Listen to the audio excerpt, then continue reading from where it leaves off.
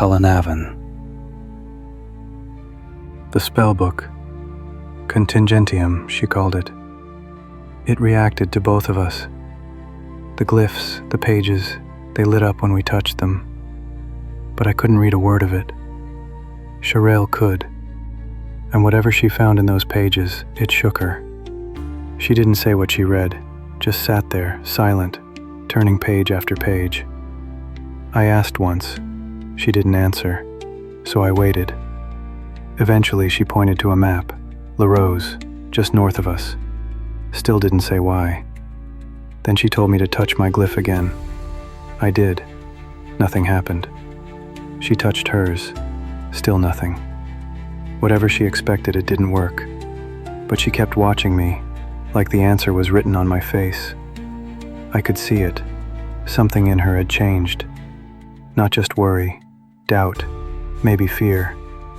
And something else, something quieter. I still don't know what's coming, but I'm in it now, whether I chose it or not.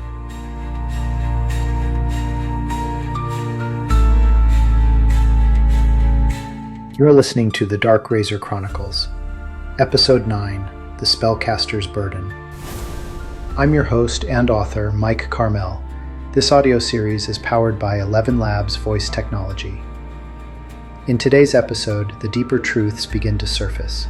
As Sharael Maldine unpacks the mysteries of the Contingentiam, Cullen finds himself drawn into a world of magic, precision, and consequence, one he may not be ready for. But the spell waits, and it won't cast itself. If this is your first time joining us, I recommend starting with Episode 1. Otherwise, keep your focus sharp and let the blade guide you.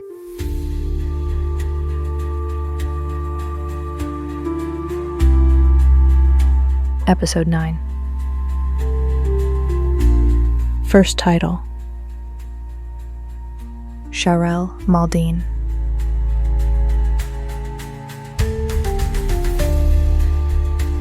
You mentioned training, I ask. Cullen nods. Yes, the forms, bushcraft, things like that. Are you any good? At bushcraft? Quite. He says with a small smile. He's playing with me. The forms, I say flatly. Yes, very good, in fact. I've taken first title 11 times. 11 times? Really? My voice drips with mock excitement. I have no idea what that means. Perhaps, then, you're the right fellow to tell me what first title is. He laughs. I thought I had you there. Had me? First title is the term for the winner of the festival. If you'd heard of it. Yes, then I'd be the liar you suspect. Now, please continue. Continue? You want to know about the festival? You've won it 11 times, then yes. All right. He leans back slightly. Every 3 months, we hold a festival to celebrate the season. There are competitions in town, a little something for everyone. People come from all over to take part. A sickening image flashes through my mind. Men in an arena, blood pooling in the dirt. My stomach turns. Memories of the games twist in my gut. You don't mean blood sport, I blurt. His face shows clear offense. No, nothing like that. It's an honorable competition. We wear padded armor and use protected weapons. It's a show of skill with different classes, from beginner to expert.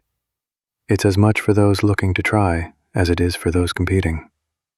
The experts, now that's different.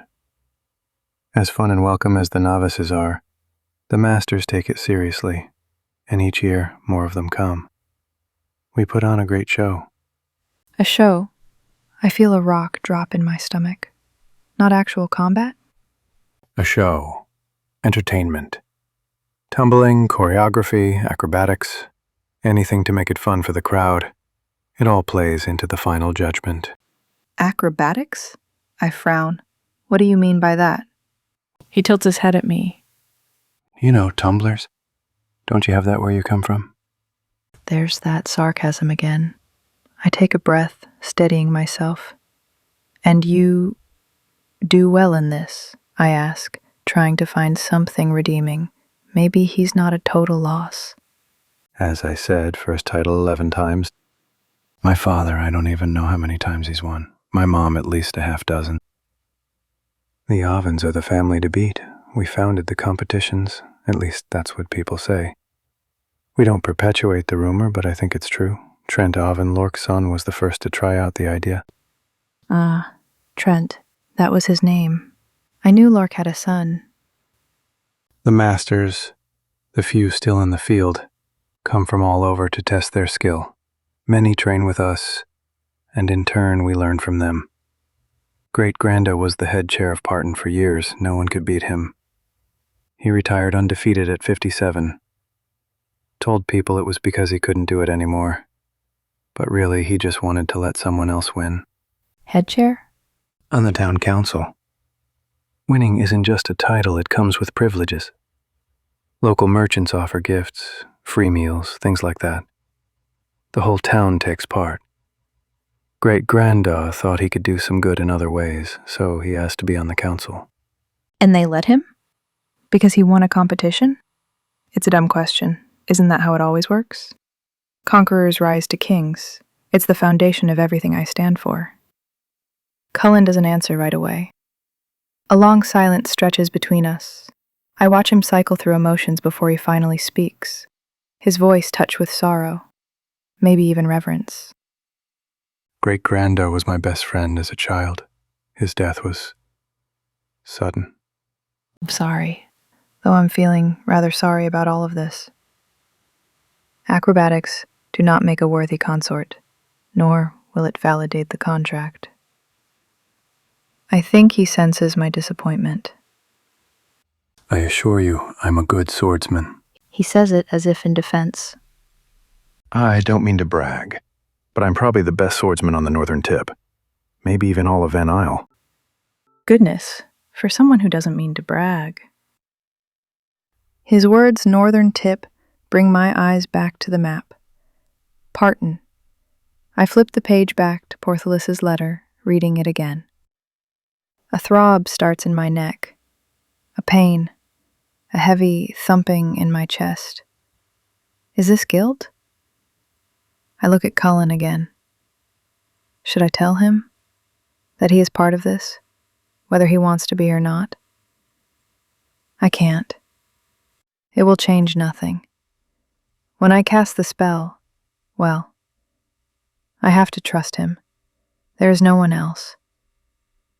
All he has to do is carry the coast to Navacula, if it lets him. That and my credentials will do the rest, as long as razor hunters don't find us. You say this is a spell? His voice startles me. I jump, a squeak catching in my throat. Sorry. He smiles and taps the page. I've seen more magic in the last hour than my whole life. I'm interested in magic. Been trying to read this page, but I can't. No, you won't be able to. Not until you learn the basics of channeling. The essence is a language that can only be read by someone who can channel it. Channel it? Really? Excitement sparks in his voice. Can you tell me a bit more about it? The essence? I think for a moment. All right. What do you want to know? Anything. No one believes in it anymore. Everyone thinks it's just a bunch of misdirection and sleight of hand. The kind of thing you see on a street corner. No real power, like in the stories. Really? I ask, expecting no answer. Magic is so uncommon now. Still, if he's excited about the knowledge, it only strengthens our relationship. I think about how to explain something so complex, something I've taken for granted my whole life. No one believes in the essence? What's happened to the world? It's the opposite of the Novi Mundi, the circle's plan. I look at the page and flip to the next. Reduced to street corners, misdirection. Well, no worse than what I do now, I suppose. A spell is a set of instructions on how to manipulate the essence. I pause. Perhaps instruction is too simple a term. Formula is more accurate. A formula. Like alchemy. Very much like alchemy, there can be many ingredients and requirements, and depending on the kind of magic, different possibilities. Different kinds of magic? Yes, there are many forms of magic, but they are just different approaches to controlling the same force. Each has advantages and disadvantages, different limitations, strengths, and costs. This spell is written for wizardry. It has little cost, which is one reason this style is so favored, despite its obvious limitations. What costs? Mainly fatigue, unlike sorcery, which slowly takes your mind, or necromancy, which takes your soul. Your soul? He lifts his brow. You don't want to get into that. Some forms of magic are just too horrible to talk about. So, magic can be taught? Yes, to the right individual, but it's very complicated. Could any magic user cast this spell? Well, there are a lot of aspects to consider. They would have to understand them all. For instance, these sections, I draw my finger along the margin, where neat columns of symbols line the page. These tell the caster what additive components will be required. You can find them on every page. Components such as? Such as water, soil, fire, and the form they take. You might use a twig, ice, that sort of thing. This spell mainly requires air and essentia. I point to small, preceding words and symbols positioned over characters. Anything like this defines body positioning and motion. Then, I move my finger to symbols above, below, and beside the characters. These indicate pronunciation, volume, and timing, each with its own variations, such as pitch, inflection, and vibrato. Finally, I point to a bold symbol contained within an oval. These are special sequences of sounds, defined at the back of the pages. If you make even a single mistake in any of this, it could be disastrous. This one here? He asks with enthusiasm, tapping at a mark. Looks like a sword. Yes, I say, and I will introduce him to it shortly. I meet his gaze. It's a required component for this spell. For what? A sacrifice? The White Circle. Episode 1. The Node. From the Journals of Porthalis Avanga. The fire crackles in front of me, but my mind is far below. Across the dark water, the ruined towers of Victoria catch the moonlight. Random windows still flicker with ancient light like stars refusing to die. It's a clear night, cold, crystalline, and I can see farther than I should. There's magic in the air. Always has been. I've been on this island for 3 years. When I arrived, I was 76 years old. Now, I feel no older than 50. My skin is tighter. My joints no longer ache when I climb. I've stopped needing a walking stick. Even my hair, what's left of it, has turned a shade darker. The island is changing me. Or rather, the node is. I call it that. A node. A wellspring of power buried beneath the surface, hidden beneath stone and soil. It called to me in dreams, pulled me from the world of men, and when I stepped ashore I knew this was no coincidence, this was fate. They say wizardry is the weakest of the disciplines. I never agreed. I studied it the long way, page by page, symbol by symbol. I forged new glyphs, unraveled forgotten languages, discovered forces even the gods had left behind. I built my power like a fortress, but nothing prepared me for what I found here. The node. It is not merely magical, it is alive. And now that I've tapped it, I feel unstoppable. But I don't know what to do with it. When I first arrived, I expected solitude. Instead, I found a village, 37 families, clustered in a valley on the western side of the island. They'd been here 10 years, give or take.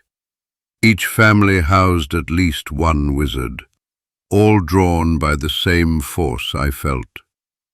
But none of them had found what I have, because none of them were willing to descend.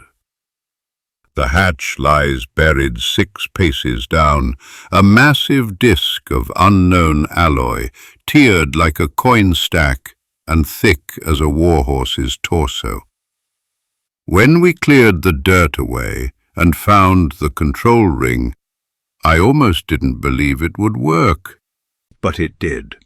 The hatch rose with a hiss, rotated and revealed a platform below, an elevator. I learned its operation within the day. The panel lights shifted when touched. Symbols danced, meanings changed. The magic that powered it wasn't mine. It wasn't even wizardry. It was something older, sharper, more intelligent. The elevator descended fast, silent, smooth. Rope couldn't measure its depth.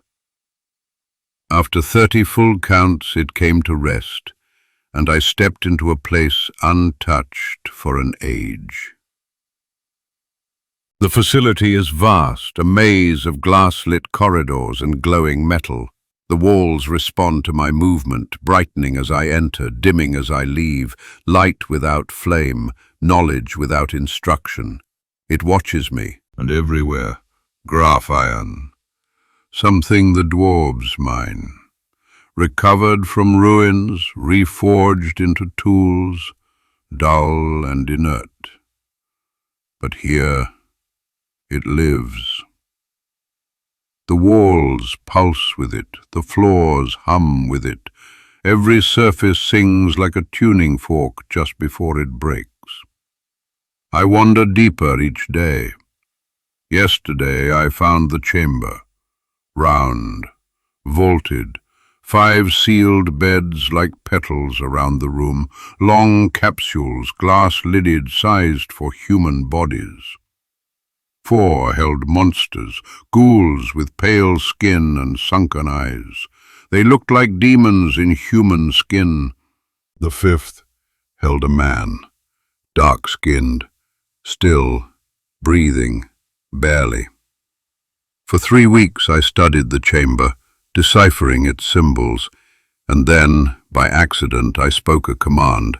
1 word too many, 1 glyph I didn't understand, and all 5 chambers opened. If I had known, I would have stopped myself. When I returned from rest, the room was soaked in blood, the ghouls ripped apart. One of the glass lids had been shattered and used like a blade, and the man, the one from the 5th chamber, sat in the corner, eyes wide, hands trembling, soaked in gore. He didn't see me, not at first. His breath was loud, fast, but his mind was somewhere else. I had no spell ready for this moment, no ward, no shield, so I did the only thing I could. I began to weave, carefully, quietly, and for the next quarter hour he didn't move. When I cast the spell, the air thickened around him, layers upon layers, compressing until the very space he occupied became dense as glass. He blinked a few times, confused, trapped, but calm. He didn't scream. He didn't resist. That was the first thing I noticed about Artemis Hesse. He wasn't afraid. Sharael, Maldine. For what? A sacrifice? His face twists with distaste. No, nothing like that. I shake my head. Blood magic is a form of organic magic. It never actually requires the death of anything. We don't need blood for this spell, only this single component. Here, the object shown is a focal point, used for channeling and amplifying the essence. He lets out a short, disbelieving laugh, still excited even if he's trying not to be. Perhaps I've already won him over? Are spells always this complicated? Well, the short answer is yes. Though this one is the most complicated I've ever seen. He leans back in his chair, brows furrowed. I remember childhood stories of wizard battles, lightning strikes, fireballs, using air to hold people in place, making things grow. Is all of that possible? Are they just other forms of magic? Well, it depends on the wizard. Many of those examples can be cast in advance and stored for future use. When a spell is cast from storage, the wizard knows how to direct it and modify it for the desired effect. When I closed the door earlier, I had to give the magic parameters and do so in the correct syntax. Other types of magic users simply picture what they wish to manifest, and it happens. No spell or formula required. I pause. His gaze drifts toward the door, his thoughts clearly elsewhere. But after a few heartbeats, I speak again, drawing his eyes back to mine. Wizards have the advantage of creating complicated spells because they can be formulated in writing. They can create carefully calculated, unseen effects. Natural magic, on the other hand, is simple and featureless. Fire blown willy-nilly rather than compressed into an explosive capsule. There really is no limit to what can be done. Only the imagination and skill of the wizard designing the spell. He grins at me, and something in the way he looks stirs a flutter deep in my chest. So, can you show me something? I hesitate. He's still testing me. Can I do something small? I don't want to deplete my stores. I hold up my hand. You've already seen a few examples. I closed the door with a spell of holding, and of course the stasis field you swam around in before I woke. He makes a face like I knew it, but he doesn't speak the words. Instead he nods, and I reward his faith with a quiet incantation. Executione mandare, et erit lux. A spark appears, hovering a finger's width above my palm.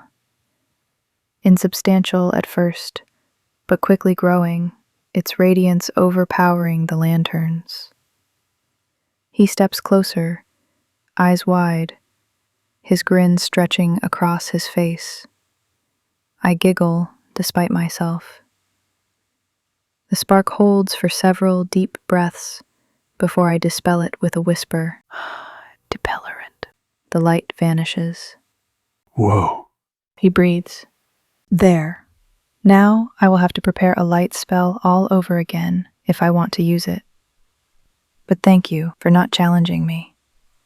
Thank you for showing me. I soften. The truth is, Cullen, any use of magic, even little tricks like that, fatigues me. I'll need all my strength. I wouldn't normally use it just for display. But this is a special circumstance. I look back down at the page, letting the moment pass. But really, there's only one option. I have to cast this spell, I say. It's my duty. Duty? Why? The Contingentiam is addressed to me. It exists because of this situation. It was delivered to me because of what happened. That you overslept? No. I catch the twinkle in his eye. Damn, I have to be nicer to him, but he can be so flippant. Still, he might just be my only hope. For a while, anyway. Fair enough, He says, taking my outburst in stride. He glances back at the page. You say even a tiny mistake could cause disaster?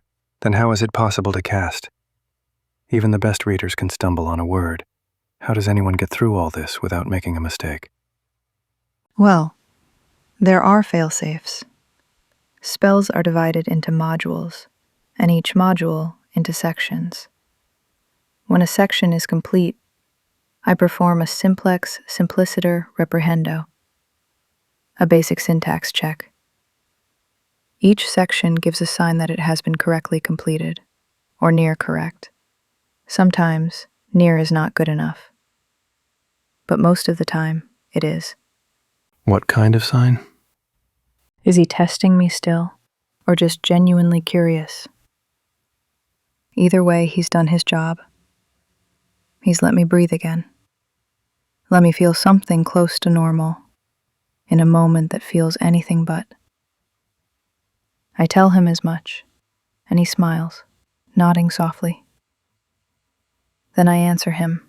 Often, the sign is a word that appears, a tone, or a color in the air. It will say what to expect at the end of each module. These symbols here define it as a tone. I tap the page, then trace a few glyphs. Once a module is done, you submit it to the spellular framework. It can also serve as a respite, a small break before continuing.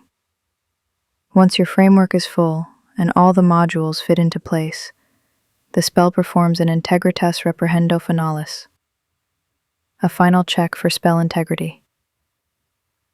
Then all that's left is to execute or store the spell.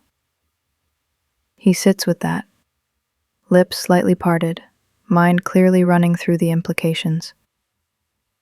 Well, if he's still in doubt, I know how to make a believer out of him.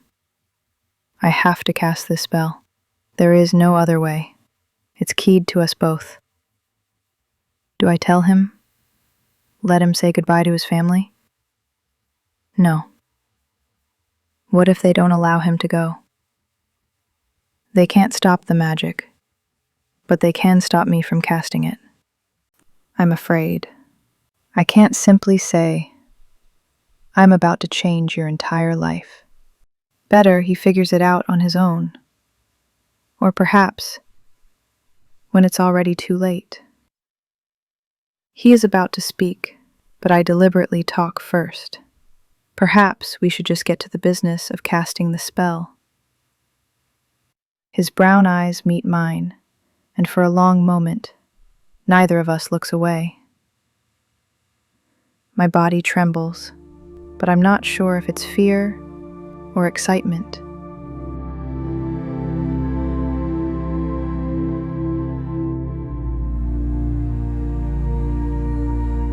Thanks for listening. This was episode 9 of the Dark Razor Chronicles. I'm your host and author, Mike Carmel. If you're enjoying the journey, consider subscribing or leaving a review. It helps more than you know. You can find all links, extras, and upcoming content at mikecarmel.ca. That's mikecarmel.ca.